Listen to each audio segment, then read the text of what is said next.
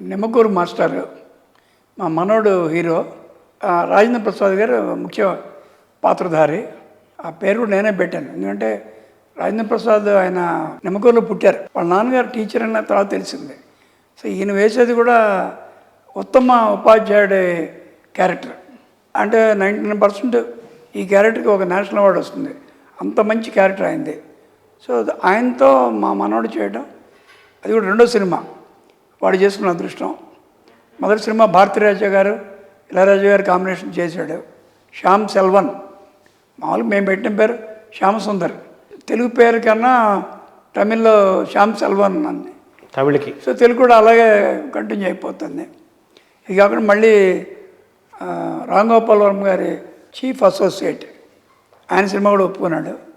అది బహుశా ఈ మంతే స్టార్ట్ అవుతుంది. సో ఈ నిమ్మకూరు మాస్టర్ అనేది ఎన్టీఆర్తో మీ కుటుంబానికి బాగా అనుబంధం ఉంది, అలాగే బాలకృష్ణ గారితో మీకు బాగా అనుబంధం ఉంది. బాలకృష్ణ గారి సినిమా భైరవదీపం ఇంకా అది ఎప్పుడు నిరంతరం చరిత్ర, అది భైరవదీపం అనేది.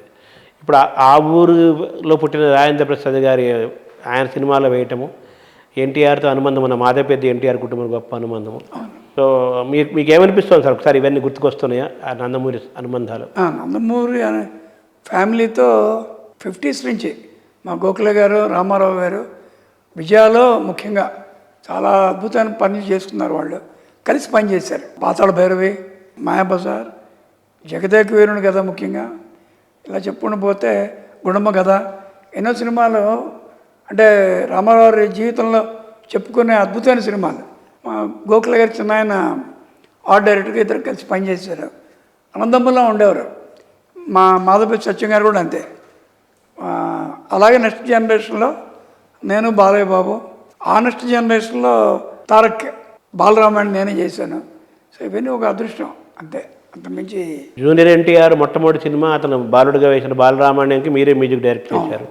అలాగే జానపదంలో ఫోక్ స్టైల్లో వచ్చిన బాలకృష్ణ గారు భైరవదీపం సూపర్ హిట్కి మీరే చేశారు. బాలకృష్ణ గారి 3 విభిన్నమైన సినిమాలకి వరుసగా చేసిన మ్యూజిక్ డైరెక్టర్ బహుశా నేను ఒక్కడనే. నేను మొదటి ఫోక్లోర్ భైరవదీపం, రెండోది మాస్ మసాలా మాతో పెట్టుకోకు, శ్రీకృష్ణార్జున విజయం వచ్చి పౌరాణికం. 3 విభిన్నమైనటువంటి సంగీతం, 3 రకాలుగా ఉంటాయి. బాబుకి చాలా ఇష్టం. నేనంటే పర్సనల్ చాలా ఇష్టం. పైగా బాబుకి మొదటి 5-6 సినిమాలు అన్ని పాటలు మా అన్నయ్య పాడాడు. గమ్మత్తు ఏంటంటే బాబు నేను వచ్చిన ఫీల్డ్కి ఎంటర్ అయిన ఒక 4-5 నెలలు ఆయన ఎంటర్ అయ్యారు. నేను బహుశా మార్చి ఏప్రిల్ అనుకుంటాను, ఆయన ఆగస్టు. సో ఇద్దరం 50 years సెలబ్రేషన్ చేసుకుంటాం. అదొక అదృష్టం. అది తర్వాత ఎన్టీఆర్ ఆయన కృష్ణుడిగా మాయాబజార్లో ఆయన ఆ పాత్ర అనేది సూపర్ డూపర్ హిట్ అయింది. అది కృష్ణుడిగా ఆయన స్థిరపడిపోయాడు ఎన్టీఆర్. అవును. దాని వెనకాల మీ బాబాయ్ మాధవపెద్ది గోఖలే గారి యొక్క పాత్ర ప్రభావం ఉందంటారు కదా, ప్రధానంగా ఉందంటారు కదా. బాబాయ్ ఆ పాత్రలకి అనుచితంగా వాళ్ళ డ్రెస్సింగ్ కోడ్, తర్వాత ఉంగరాల దగ్గర నుంచి వాళ్ళ ఆహార్యం అంతా ఆయనే డిజైన్ చేసేవారు. సో అలా చేసిన రామారావు గారు శ్రీకృష్ణుడు అంటే ఆయనే అన్నట్టుగా మనకి ఇళ్లలో కూడా బయట ఒక కిళ్ళి కొట్టు దగ్గర నుంచి ఇళ్ల వరకు శ్రీకృష్ణుడు మనం చూస్తే రామారావు గుర్తొస్తారు. అంతకుముందు రవివర్మ గారు గుర్తొచ్చేవారు, తర్వాత గోఖలే గారు గుర్తు రావటం. అది అలాగే మన ఎస్వి రంగారావు గారు మాయాబజార్లో మరి గడవత్కొచ్చుడు అంటే అంతకుముందు మనకు తెలియదు కదా. గడవత్కొచ్చుడు ఇలాగే ఉంటాడు, శకుని అంటే ఇలాగే ఉంటాడు. ఆయా పాత్రల్ని అలాగే రాజకుమారుడు తోటరాముడు ఎలా ఉంటాడు, రామారావులోనే ఉంటాడు. అలా చూపించిన వ్యక్తి గోఖలే గారు. అలాగే ఎస్వి రంగారావు గారికి ఆయన కోసమే ఆయన పుట్టారన్నట్టుగా మాధవపెద్ది సత్యం గారు. వాళ్ళిద్దరూ మంచి కాంబినేషన్.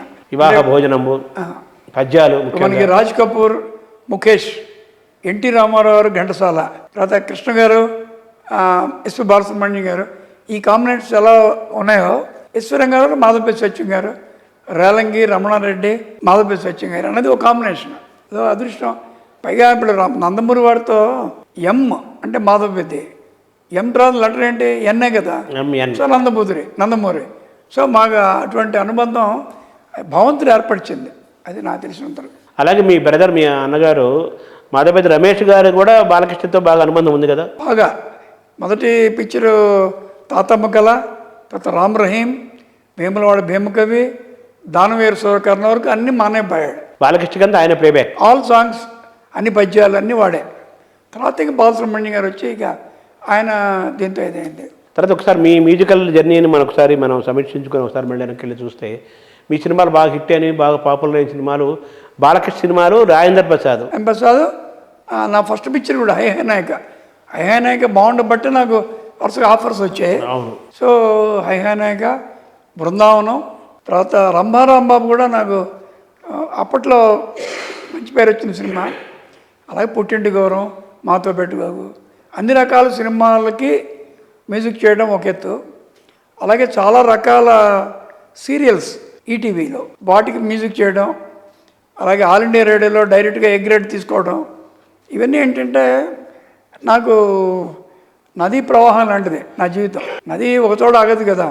కొంతకాలం సినిమాలు, కొంతకాలం TV serials, All India Radio, private albums world wide, విభిన్నమైనటువంటి సబ్జెక్ట్స్, అలా రకరకాలుగా చేయడం. అలాగే షోస్, ప్రపంచవ్యాప్తంగా ఎన్నో షోస్. సో ఇవన్నీ చేయటం వల్ల ఏమవుతుందంటే ఒక క్లారిటీ, ఒక కాన్ఫిడెన్స్, ఏది ఇచ్చినా మనం చేయగలం అనేటువంటి ఒక కాన్ఫిడెన్స్. వీటన్నిటికీ నేను పనిచేసిన మ్యూజిక్ డైరెక్టర్స్, నాకు అవకాశాలు ఇచ్చిన నిర్మాతలు.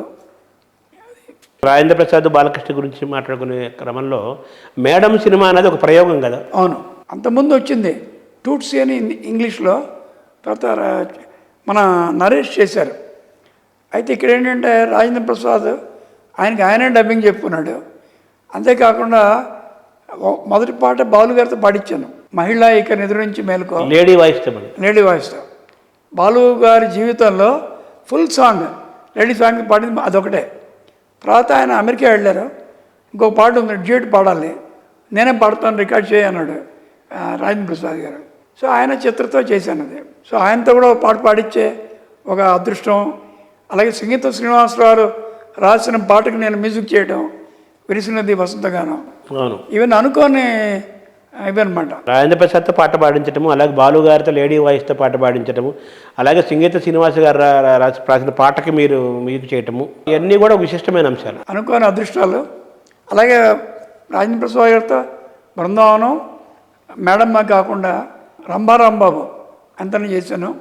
తర్వాత ఒక సినిమా విడుదల అవ్వలేదు, దాని పేరు ప్రేమ జిందాబాద్, జంజాల్ది. చాలా బాగుంటాయి పాటలు అవి, మంచి సినిమా కూడా అది. సో అలా 4 సినిమాలు ఆయనతో, ఒక 3 సినిమాలు బాలయ్య బాబుతో.